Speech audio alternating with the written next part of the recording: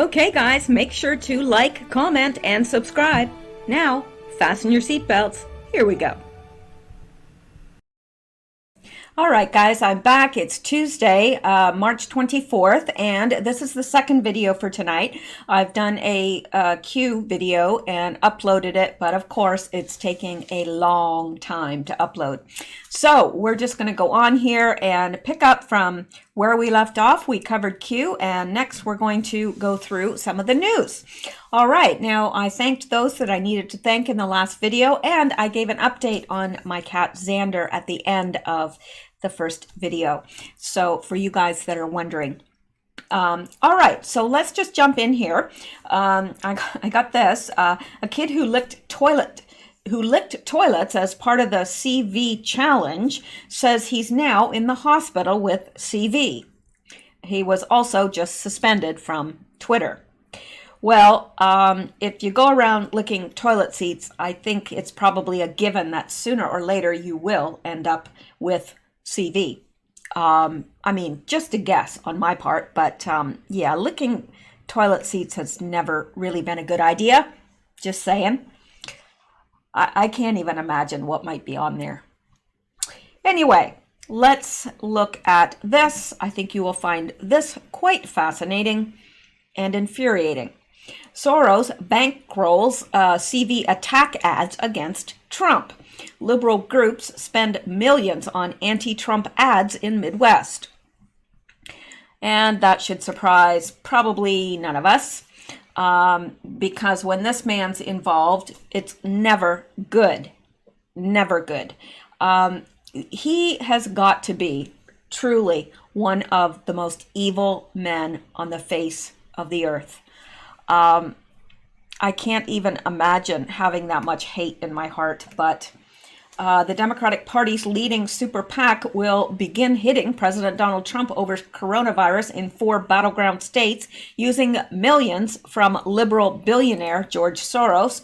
Priorities USA Action, the Democratic Party's larger super PAC, will spend $6 million this week on advertisements criticizing Trump for his response to the CV pandemic. The ads will run in Florida, Michigan, Pennsylvania, and Wisconsin. The PAC received $3 million in contributions from Soros Democracy PAC on February 21st, new filings show. Soros' 7-figure donation accounts for 77% of the $3.9 million the PAC reported hauling in last month.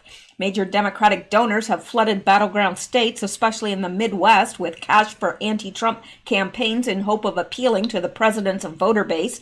CNN first reported Monday on Priorities USA's new ads, which are part of a larger plan by deep-pocketed liberal financiers and activist groups to divert large sums of cash into the region. Trump defeated Hillary Clinton in several Midwestern states that she was expected to carry in the 2016 elections. As part of this plan, Priorities USA has said it intends to spend upwards of $150 million against Trump in states like Michigan and Wisconsin. The PAC has hauled in $27 million since January 2019. The largest donor has been billionaire hedge fund manager Donald Sussman, who has given the group $8 million this cycle. Soros is now the group's second largest donor at $5 million. The group did not respond to a request for comment. Well, naturally, it wouldn't. Priorities is not the only group using the coronavirus pandemic to attack Trump. Patronim, a super PAC tied to the nonprofit acronym, which was in charge of the botched Iowa app that caused chaos during the Iowa caucuses, is launching a similar campaign.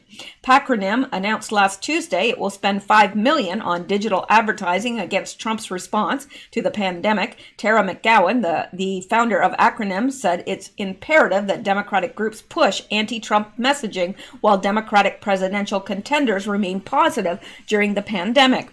Biden, however, slammed Trump on Monday over what he calls a failure of planning and preparation for the coronavirus. This is a public health issue and a national security issue, but it's also a public policy issue and thus a political one, McGowan told the Washington Press. Now, isn't it interesting that Biden can knock Trump for failure of planning, but Trump, when he shut down travel from China, it was Biden that called him racist and xenophobic.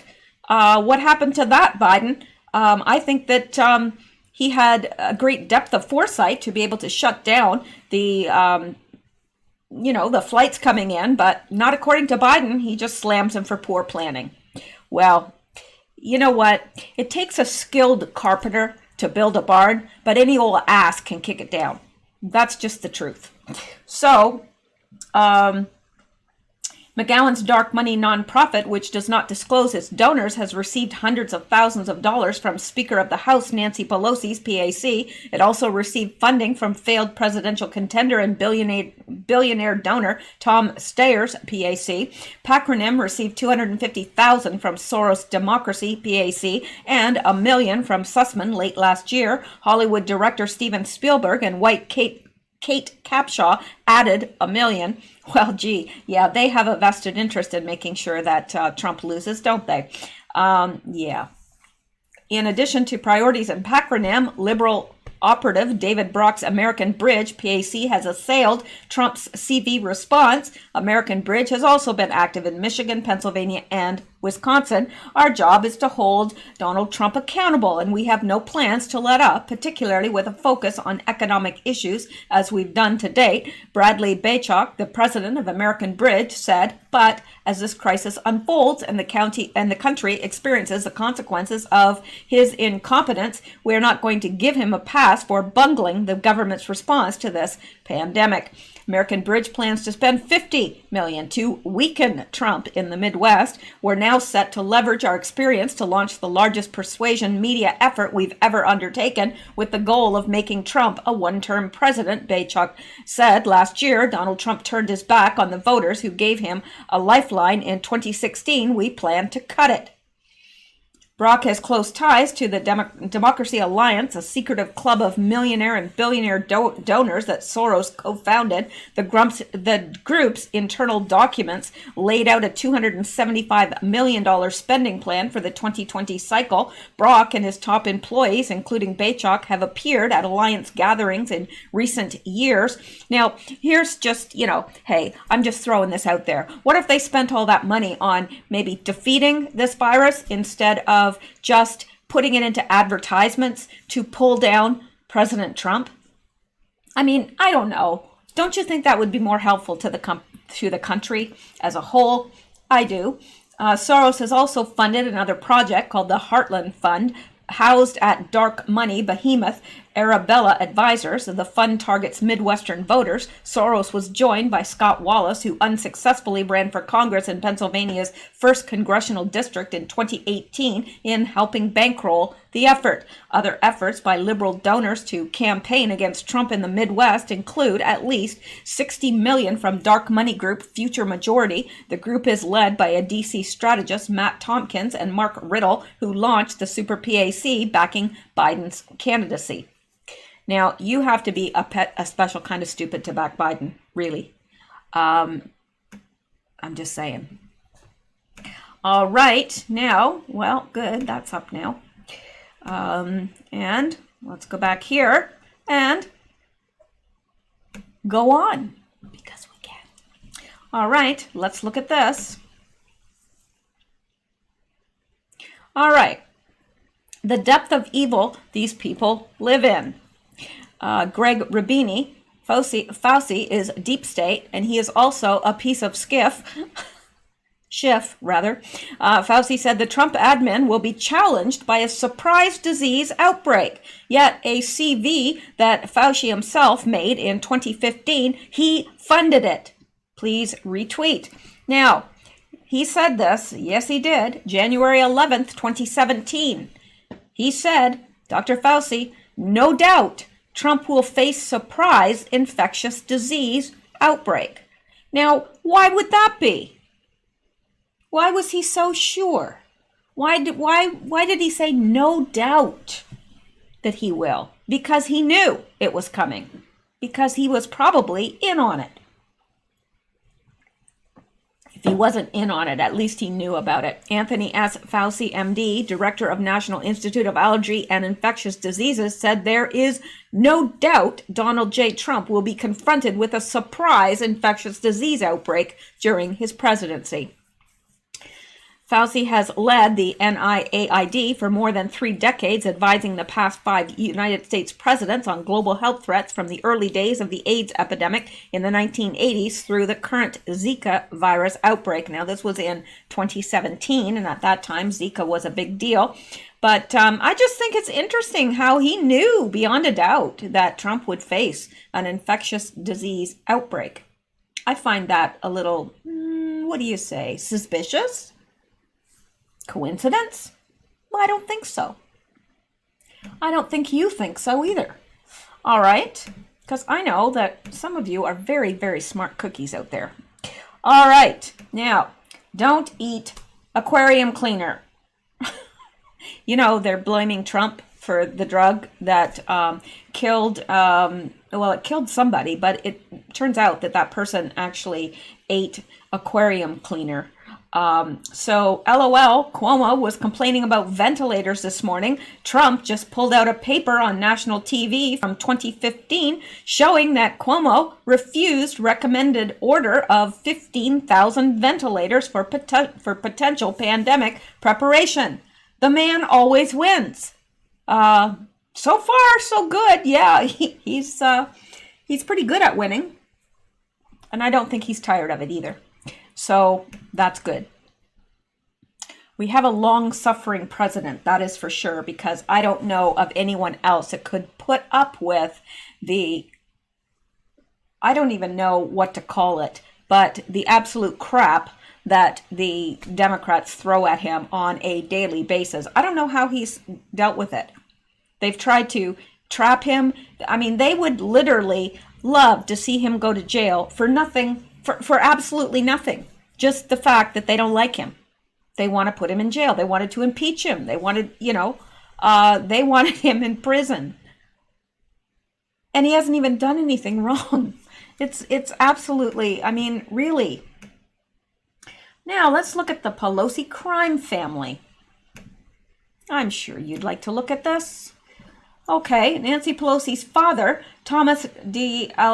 Alessandro Jr., allegedly was a constant companion of notorious mobster Benjamin Benny Trotta Maggiano and other underworld figures during his political years in Baltimore, Maryland. D'Alessandro was a congressman for 5 terms from 1938 to 1947 and Baltimore mayor for 3 terms from 1947 to 1959. Now, that would be her father.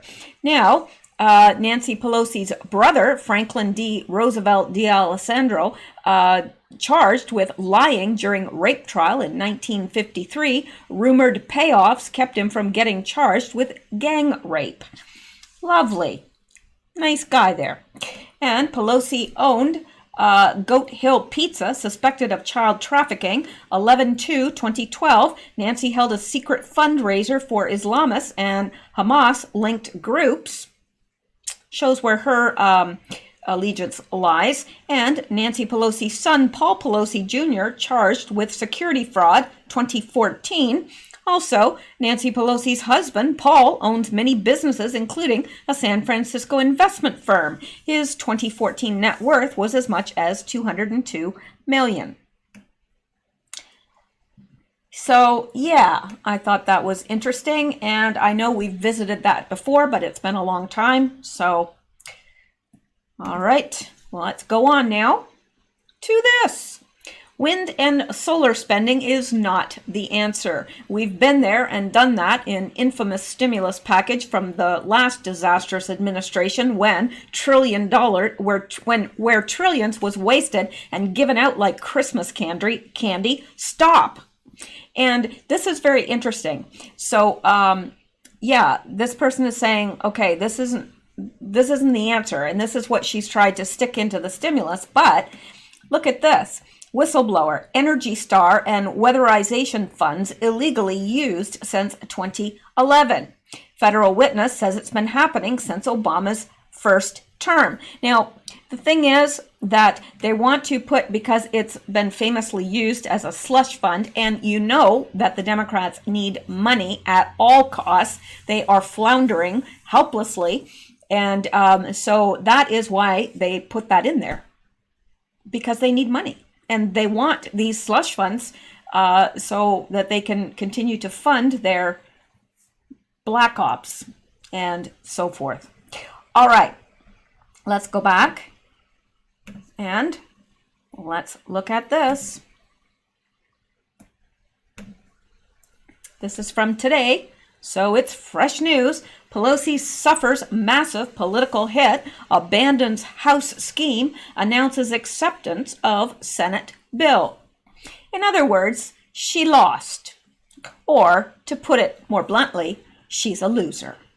I'm sorry. I don't usually talk about people that way, and I hate to, but it makes me very angry because what she has done ever since she has come to my attention way back when Q was just starting, this woman has done nothing that benefits our country whatsoever. You only have to look at her state and her district and how bad it is to realize that this woman has done nothing, absolutely nothing, except run up high bar tabs and spend taxpayer money on her boozing and play with her dentures. That's all she's accomplished. And I don't know about you, but I'm sick to death of her playing with her dentures because it makes me nauseous. All right, you can tell when Speaker Pelosi recognizes a political backlash for her manipulative schemes because it's the only time she blitzes the media after suffering a very large political hit beyond the capacity of the media to defend. Pelosi said today the House will take up the Senate CV bill. The writing was on the wall late yesterday as people started digging into the 1,400-page House proposal and exposing all of the far-left ideological efforts within it. Billions were earmarked for nonsense progressive projects, and the House scheme was fraught with social engineering that had nothing to do with assisting workers and businesses. Even Pelosi's own party started telling leadership they had gone way too far with the assembled list of nonsense legislation. The Speaker recognized if she did not quickly make a tactical retreat, her party would be crushed by exposure of the brazen politics they were attempting. The reach was so extreme, the media could not protect her. In an effort to save a horrid face, the Speaker was forced to blitz the media alone while all other House members watched to see how she could recover. Whenever Pelosi stands alone, that's the tell for the size of the political miscalculation. Pelosi announced she was abandoning plans for the 1,400-page House scheme. Now the Senate work continues. Washington, D.C., congressional negotiators signaled Tuesday they are likely hours away from cinching a bipartisan agreement for a nearly $2 trillion emergency stimulus package, capping 5 days of frenetic talks over response to the coronavirus pandemic. Senate Minority Leader Chuck Schumer and Treasury Secretary Steven Mnuchin are expected to announce an agreement later Tuesday under immense pressure from President Donald Trump, a dire economic outlook, and the growing number of Americans losing their livelihoods amid the crisis. The Senate's lead negotiators, Mnuchin, Schumer, Senate Majority Leader Mitch McConnell, and White House Legislative Affairs Director Eric Uihlein have spent most of Tuesday huddling behind closed doors as they finalize policy details and legislative text. If those last-minute talks are successful, lawmakers say they could vote within hours. The timeline is as soon as possible, Uihlein said, leaving a more than hour-long meeting with McConnell, Mnuchin, and half dozen GOP senators who have been heavily involved in the rescue package. We've been trying to finalize all the documents, going through a lot of complicated issues, and we're making a lot of progress, Mnuchin said, flanked by Representative Mark Meadows, who was recently tapped as Trump's next chief of staff. Excuse me.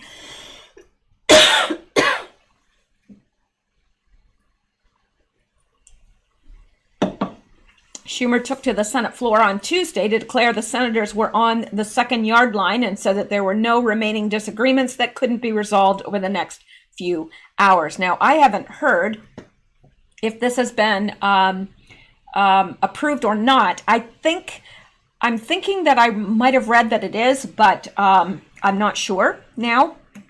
So if not, I'm sure it will be tomorrow. All right.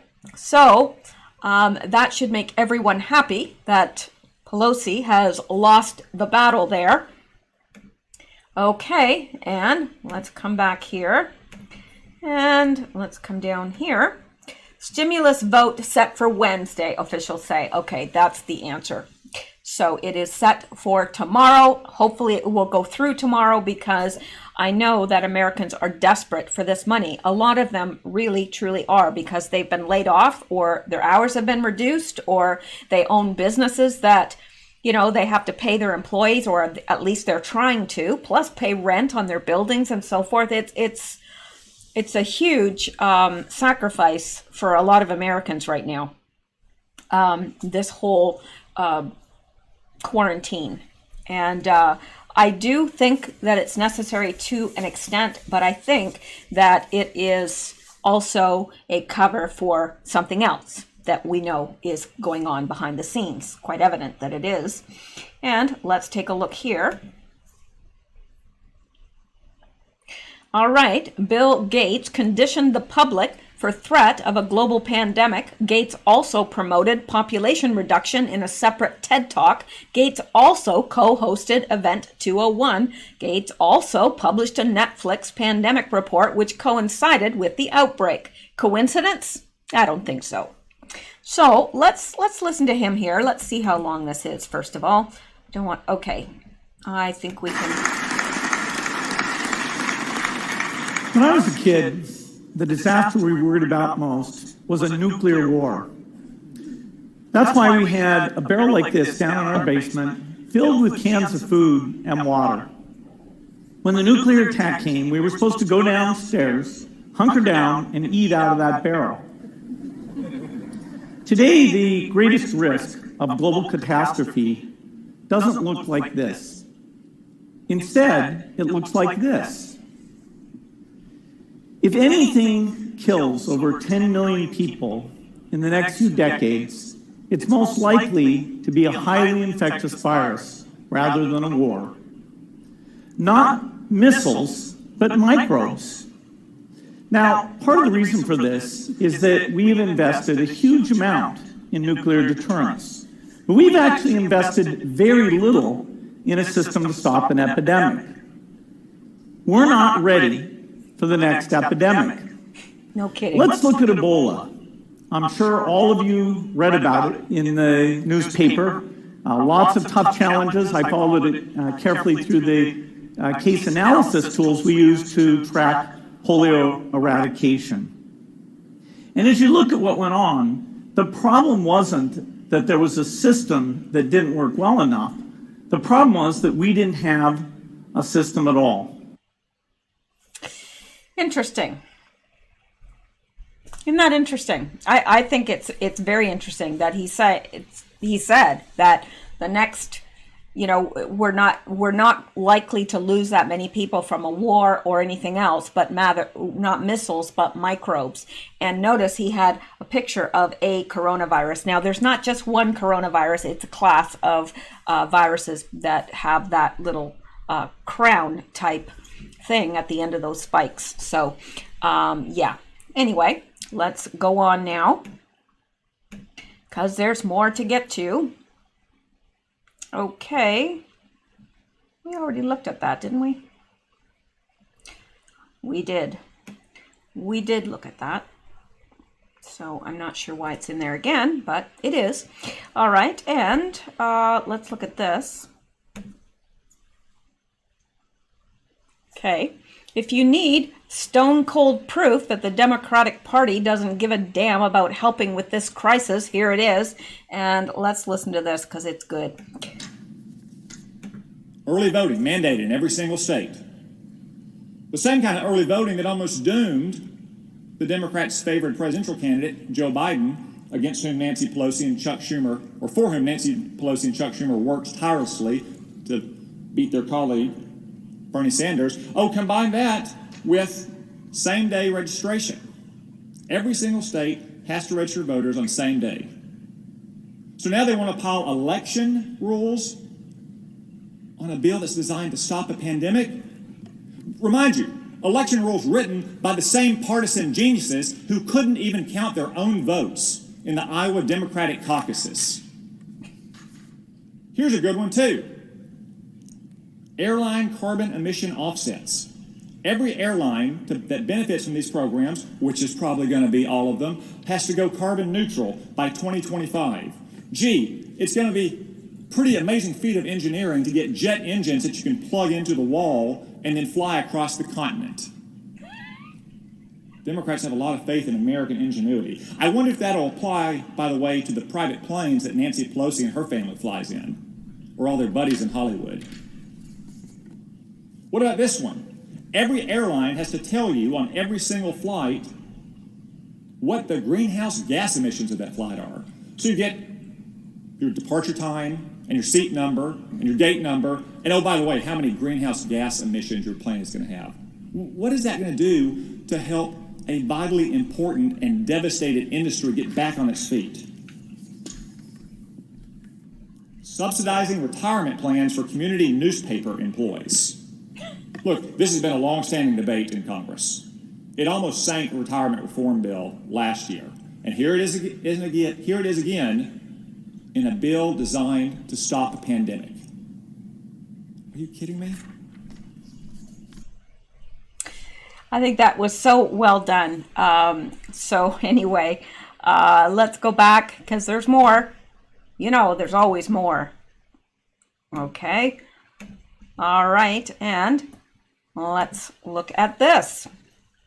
The people in charge see an opportunity. Around the world, rulers are using the pandemic as an excuse to grab more power, and the public is going along with it. Now, this was from yesterday, and it's written by Anne Applebaum, and it says, on March 13th, Friday the 13th, as it happened, my husband was driving down a Polish highway when he turned on the news and learned that the country's borders would be shut down in 24 hours. He pulled over and called me. I bought a ticket from London to Warsaw minutes later. I don't live there all the time, but my husband is Polish. The only house I own is in rural Poland, and I wanted to be in it. The next morning, Heathrow Airport was spookily empty except for the Warsaw flight, which was packed with people trying to get one of the last commercial trips back into their country. During check-in, agents were refusing to board passengers without a Polish passport. I have one. Or residency documents. Then someone realized that the new rules went into effect only at midnight,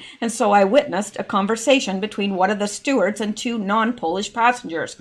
You realize that you might not be able to fly out again. You realize that you may be in Warsaw for a very long time. The same day, we called our college freshman son in the United States and told him to get to the airport. He had been planning to stay with friends and family after his university closed. Instead, we gave him 30 minutes notice to get on one of the last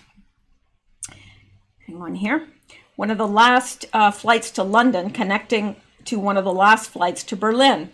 By the time he landed in Europe on Sunday, Poland had shut its borders to all public transportation. He took a train from Berlin to Frankfurt and Der Oder, a town at the Polish-German border. Then he got out and walked across carrying his luggage as if a Cold War movie about a spy exchange.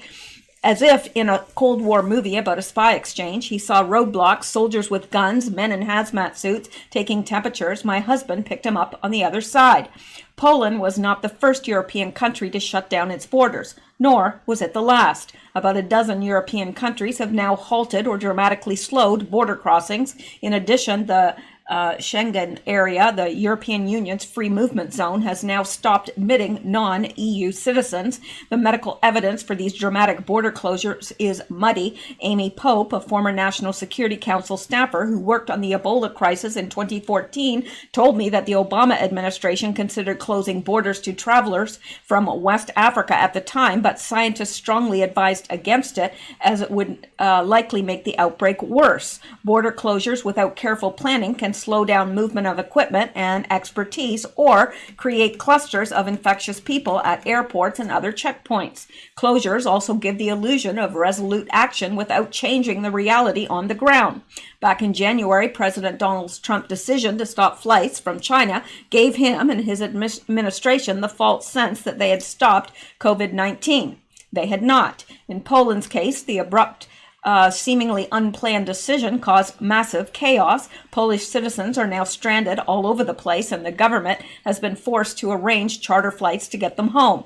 Thousands of citizens of Ukraine, Belarus, and the Baltic states, including truck drivers and tourists just trying to get home, were lined up in their cars at the Polish-German border for several days, using nearby fields as a toilet because border guards were refusing non-Poles entry. The German Red Cross was handing out food, drinks, and blankets. None of these harsh, dramatic measures stopped the virus in Poland. The epidemic had already begun to spread a few weeks earlier and is still spreading. But despite the chaos, perhaps even because of the chaos, the border clampdown is immensely popular. The state is doing something, and this may be a harbinger of what is to come. There is nothing new about the sudden enthusiasm for aggressive government intervention during a health crisis. Throughout history, pandemics have led to an expansion of the power of state.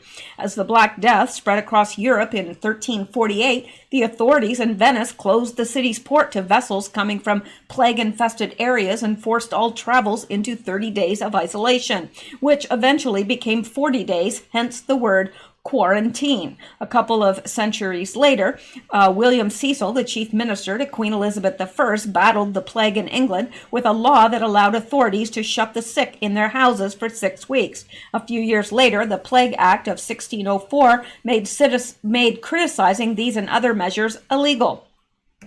At least, while they were frightened, people complied. At times, when people fear death, they go along with measures that they believe, rightly or wrongly, will save them, even if it means a loss of freedom. Such measures have been popular in the past. Liberals, libertarians, Democrats, and freedom lovers of all kinds should not fool themselves. This will be popular now, too. In some European countries, we are already watching that process unfold with a good deal of social consensus. Italy has gone into total lockdown. All shops and businesses are closed except those deemed essential. Roadblocks are in place to prevent unnecessary travel. Public parks and playgrounds are shut. Italian police already have fined tens of thousands of people for being outside without a valid reason. Since last Tuesday, Paris has been on a similarly stringent lockdown. You cannot leave home without filling out a form. 100,000 police officers have been assigned to make sure people don't break the rules. On one day alone, Wednesday of last week, French police issued 4,000 fines for being outside for non-essential reasons. Harsh, yes, but people now accept these measures as necessary. The Italian Prime Minister, Giuseppe Conte, enjoys the support of 7 out of 10 Italians at the moment, an extraordinary number in a country that historically distrusts its politicians. The French President, Emmanuel Macron, has openly described the fight against the virus as a war, and this tougher approach and language have won him a majority of national approval, too. Taking advantage of this impulse, some are already going much further.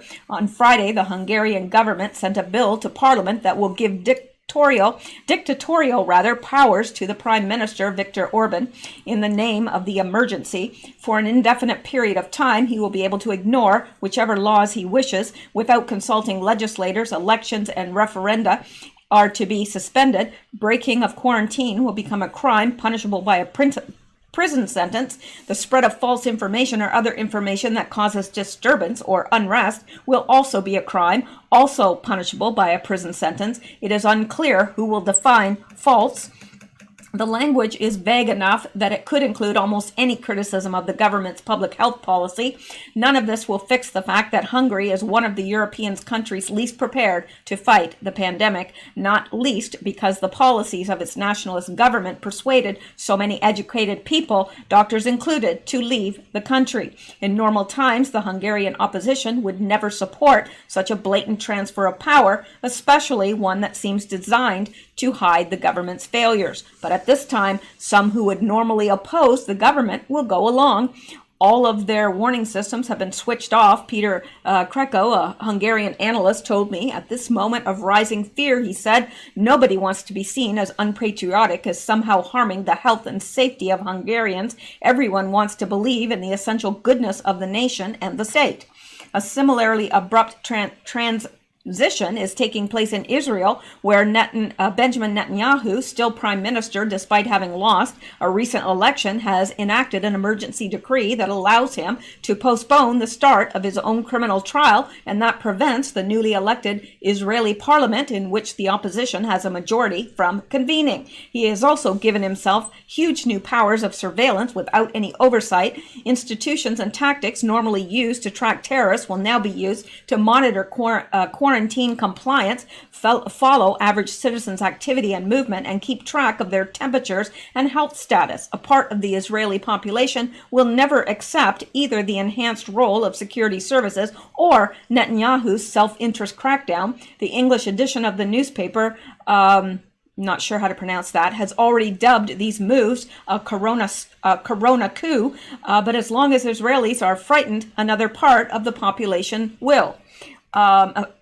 Americans should be prepared for their fellow citizens to react the same way. Our federal system does give us some advantage. Quarantine powers vary from state to state. Those who enforce them are more likely to be state police than federal security services. But the American president has already proved that he prefers gesture politics to real measures, border closures to the mass population of masks and test kits. More to the point, he has a longer record. The Ukraine scandal showed us that Trump has little respect for rule of law. Okay, I don't like this right here because this is not even true. And of course, the Atlantic is known to be anti-Trump. So it says the Department of Justice, Politico has reported, has already asked Congress for powers to detain Americans without trial, even though such powers are not remotely necessary. Those lawmakers who resist these and similar measures to come should prepare to be accused of endangering their constituents' lives.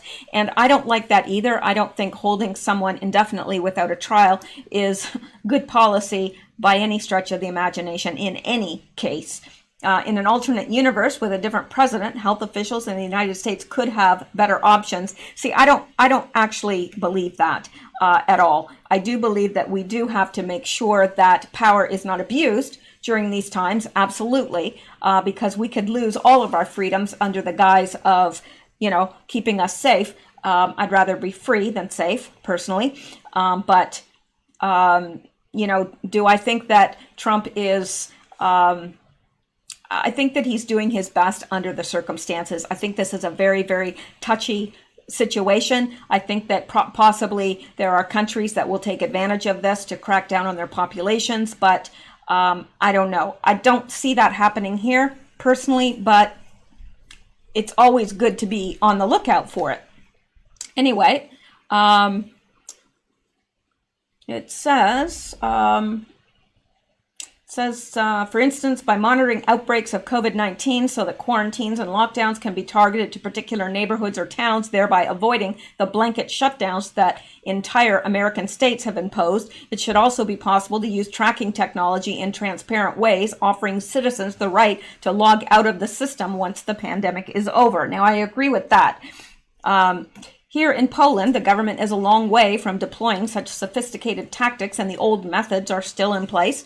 Local police in our rural district have been phoning regularly to make sure that everyone in our house remains safe. 14 days of quarantine are now compulsory for everyone in the country who has returned from abroad. They have been polite. I understand that they are doing their jobs, and I understand that the point is to make people safe. But neither I nor anyone else on their list has any way of knowing whether, after this epidemic subsides, new powers ceded to the authorities during this crisis will ever be given back. And all along, that has been my worry, because I look at 9/11 and the freedoms that we lost after 9/11 have never been given back. They've never been relaxed at all. So, and generally speaking, when freedoms are taken away, they aren't generally just given back. You can look worldwide and you can look throughout history, but that's a fact. So, yes, that concerns me. Losing freedom, that concerns me. But I think until I don't believe, I think that Trump is doing what has to be done. Yes, it's overhyped in some ways, but underhyped in other ways. So I don't know, but whatever you guys, I love to see your view on things. So put it in the comments below. We may not all agree, but that's all right, because, you know, if everyone agrees, if we all agreed and we thought exactly alike, then some of us wouldn't be necessary.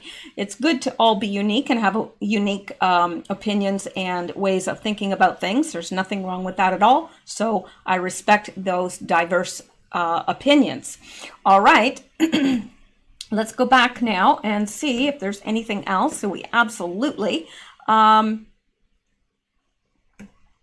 oh, yes. Let's look at this because it's ridiculous.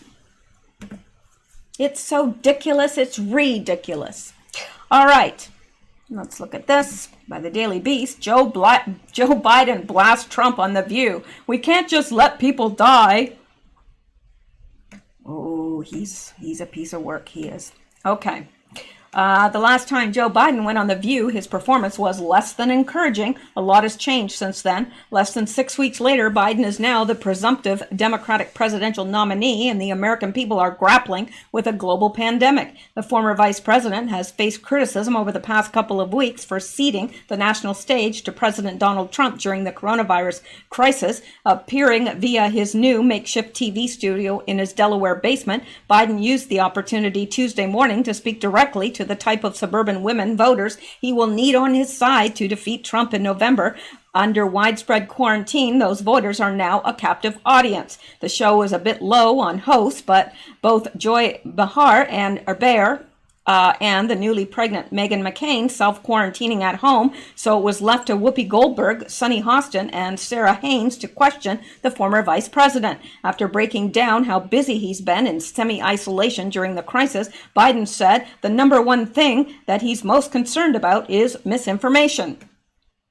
Listen to the scientists, listen to the doctors, listen to what they have to say, Biden said. And I would respectfully suggest that you should have Dr. Fauci on a lot more than the president or anyone who's not an expert like Dr. Fauci laying out exactly what's going on. Those comments come after a report that Trump is losing his patience with Dr. Anthony Fauci, who has become the face of the national response effort. We can beat this, he added encouragingly. We can get through this. Yes, well, he's not the only one that's losing patience with Dr. Anthony Fauci. I cannot wait until he is replaced. Earlier in the show, the host went off on both Trump and Texas Lieutenant Governor Dan Patrick for comments that seem to value getting the economy back up and running over the health and safety of the American people. This is crazy, Goldberg said of Trump's most recent press conference, while Hostin called Patrick's appearance on Tucker Carlson Fox News show despicable and disgusting. This is America. We can save our grandparents if you just stay at home. This is not too much to ask for, Hostin added. Our president should be more concerned about the lives of Americans rather than lining his own pockets, and I think that's what this is really about. Actually, not at all. If you let the economy implode and people don't have jobs anymore, they become hopeless, they become suicidal. There are people that will go without. There's people that will get their homes repossessed, their cars repossessed. They may become hopeless and suicidal. I mean, they could possibly starve. So yeah, this is just propaganda again from The View, which is what we're used to seeing from The View, which is why I wouldn't watch it even if I was paid to watch it. When Biden was asked how he responded to Trump's assertion that he doesn't want the cure to be worse than the problem itself, he said, "We have to take care of the cure, or the problem will only get worse." He talked about flattening the curve and said the focus should be on getting medical professionals the testing and protective gear they need. Now, what does that even mean? What did he say? He said, we have to take care of the cure, or the problem will only get worse. Anyway, we should be focusing on surging data, surging equipment, surging testing, surging all this information and all this capacity around the country, Biden said. That's the first and foremost thing that we should be doing instead of waiting around. He added one word, urgency. Yeah, I don't think anybody's waiting around Biden. Biden also explained his effort to counter Trump's misinformation. The American people can handle the truth, he said, but what they can't handle is something that's not true. believe in a moment, and then they find out it's not true. They lose confidence. The president has to be instilling confidence in the American people that we know how to deal with this virus and we know how to deal with this crisis as well as the economic side of it. But we don't. That's the whole point. And, Biden is, he couldn't even be in charge of a PTA meeting, really. This person is not only does he have a history of absolute and total corruption, but he's just not mentally capable anymore of running anything. All right. So he said he pushed Trump to continue on the road we're on in terms of social distancing and to not reverse course. Who cares what he thinks?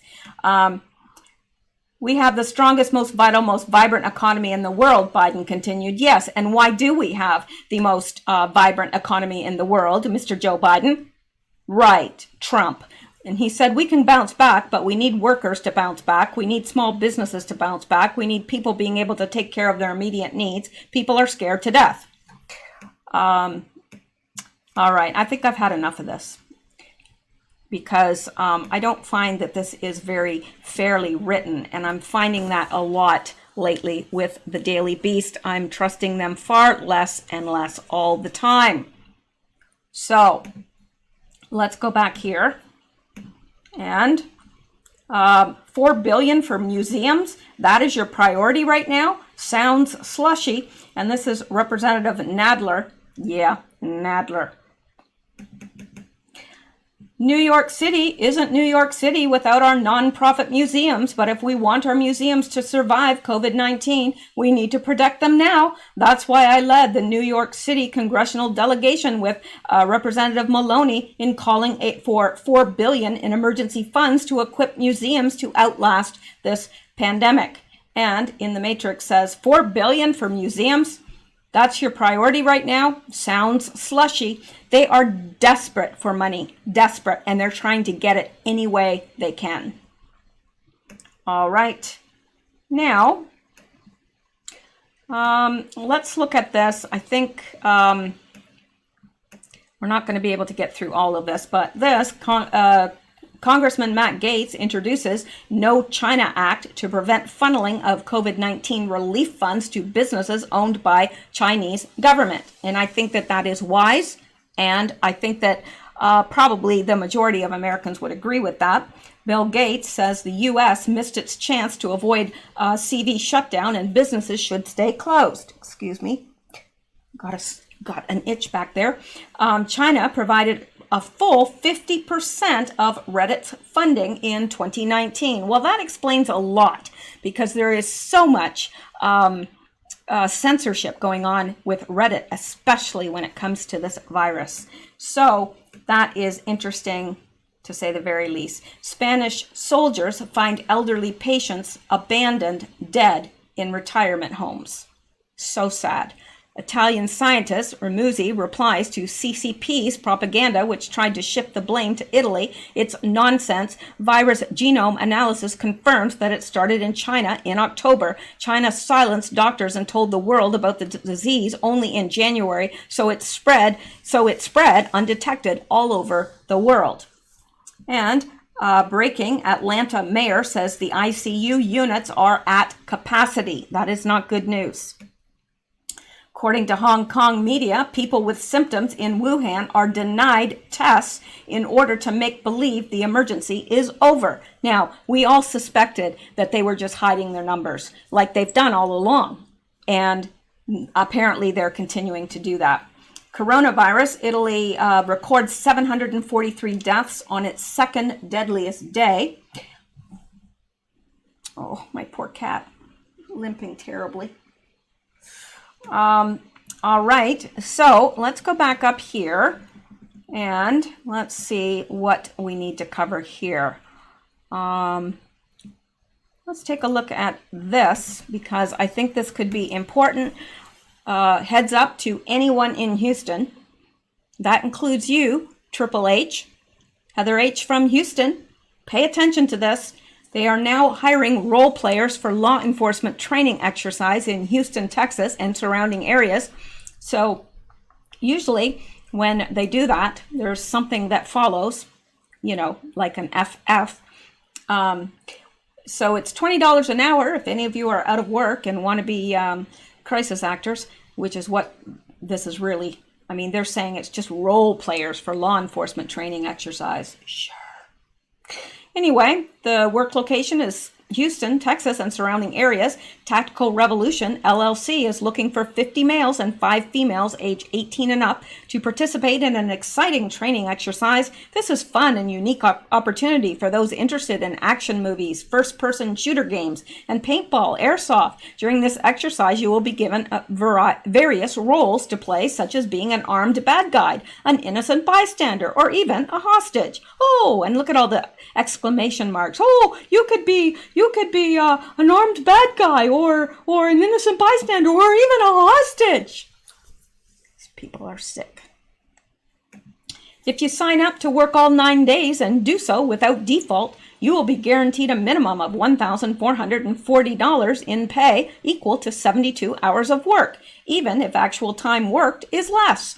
Additional details: every day you will check in with your team at meetup location. A shuttle will then transport you to the exercise location. After the exercise has concluded for the day, the shuttle will bring you back to the meetup location. Based on customer requirements, working hours are subject to change, so you must be flexible. Just like a cop thriller, you'll be in mock scenarios involving muzzled dogs, blank firing guns, simulated explosions, and other loud noises. Paintball type training ammunition will also be used to more effectively simulate real gunfights, but safety gear will be provided, so just have fun with it. Be ready to break a sweat. Your heart will be racing when the action starts, and you'll need to lay down for cover frequently, run for short distances, climb up and down stairs, etc. To be considered, you must have a current health insurance and submit the following: a headshot, your availability, your phone number. Please submit these via email to op4jobs@protonmail.com, and one of our representatives will be in touch with you soon to provide additional details. In the subject line, write Houston event, followed by your first and last name. For example, Houston event, John Doe. We look forward to hearing from you. So this would be great if there was somebody that was needing a job and, would take this and let us know. I don't know how they keep people quiet about these things. I really don't. They probably offer them, those that they choose to participate in the crisis acting, are probably paid extra to and sign non-disclosure agreements, probably. I don't know. Okay, well, let's look. There's one more thing I want to definitely cover, and that is this. Tom Hanks' wife. Something weird going on there, boy. Okay. And it says, Rita Wilson solo once again, telling her friends to text her at 310-299-9260 for updates on what is going to happen. Well, somebody did, I guess, phone that number, and it's not hers. Anyway. Let's look at this. Is this it, or is it down here? I don't know. Where is it? Well, okay, here we go. Hi guys, it's me, and I just wanted to tell you something. I am going to give you my phone number. And you can text me, and I'm going to text you back. That way I can let you know what I'm up to and where I'm going to be, and maybe tell you some things that are happening before they happen. So feel free to text me to my cell phone number. It is me. I will get it to you, and I will get back to you in due time, because I'm going to be probably spending a lot of time on text. Anyways, the number to text me at is 310-299-9260. 310-299-9260. Text you soon. Bye. Now, she seems pretty chipper, but Tom Hanks is nowhere in sight in the last two videos. And what kind of a person gives their cell phone number or whatever this is out to people at large. I don't get it. I don't get it at all. So let's come down here, see what she said. She didn't say what we are up to. She says what she's going to be up to. It's looking worse and worse. I agree. She's appealing to her cabal friends so she can tell them what's going on. Someone's been crying. She does look like she's been crying. She does have fangs. Well, that's neither here nor there. She can't help that. I just saw a Gayle King tweet. She's singing bad. Holy crap, has anyone called her? She's going to tell us about some things that are happening before they happen. So I don't know what's going on here. No one cares. Her husband has been arrested. No one should be texting her. That phone will be inundated with messages, and it's going to make it more difficult for authorities to sort through communications. The evil is nuttier than an effing... This evil is nuttier than an effing fruitcake. The phone number belongs to Albert Fishman. Oh, interesting. In Rockville or Potomac. Albert Fish is a famous pedivore who was executed in an electric chair, aka he was fried fish, and people are thinking that that is what Madonna was referring to, fried fish, because he was a famous pedivore, and he was executed. He was fried fish. So isn't that interesting that the phone number belongs to an Albert Fishman in Rockville or Potomac, Maryland? That is a little weird, if you ask me. So, yeah, and what is this? What the Tom Hanks' wife giving away her cell number? Reverse phone lookup, Google search, DuckDuckGo, number comes back for Albert Fishman. Albert Fish was an American serial killer, child rapist, and cannibal. Very interesting, if you ask me. And this is Albert Fish, killed via electric chair, fried. So, yeah, there's that. Which I do believe that that is probably what Madonna was singing about, fried fish. There's no pasta. She could murder a bowl of pasta, but there's no pasta, so she wants some fried fish. It could also stand for false, F-L-A-G. So, anyway, time's a ticking here, so let me go back and see, make sure that... yeah, let's take a quick look at this. California's increase of unemployment claims is absolutely staggering. And says as California continues its statewide shelter-in-place order in response to the spread of CV, California Governor Gavin Newsom stated that the daily number of unemployment insurance claims in the state has skyrocketed dramatically. During a press conference Monday night, Newsom reported that the daily average of claims over the past 7 days is 106,000. The normal average per day is just 2,500, meaning the number of jobless claims has increased by over 4,000%. The governor called for block grants from the federal government to help the state pay for benefits. It is critical that the states get these block grants, that states have the capacity to meet this moment without exhausting their unemployment insurance funds, he said. So it's interesting. I think the whole country is suffering, if you ask me. And I think that the fact that they're getting this stimulus out is good, but it's only a short-term fix. It's a Band-Aid. So the best long-term fix will be getting everything up and running again and the economy back and people back to work. But, of course, we have to make sure that it's safe first. So, I don't know. But none of this is good. None of this is none of this is good at all. I don't see anything positive except that they're using this as a cover for arrests. And I think that is very good. So, we'll see what happens. None of us know the future, but... I do believe that God in the very end wins. No question about that. All right. Well, that is it for tonight. So I'm going to sign off now because it is getting late. It's past midnight now. So, and tomorrow I will be back. I do have to help my parents some tomorrow. They are completely under quarantine. They don't leave their house now at all. So I do have to help them with a few things tomorrow, but I'm still going to have lots of time to do some research and so forth. So I'm hoping to have the iPet Go 2 video tomorrow along with the news. That's my plan anyway. Plans can always change, but that's my plan. So thank you guys so much. I appreciate you guys. I think I have the best listeners. I know I have the best listeners.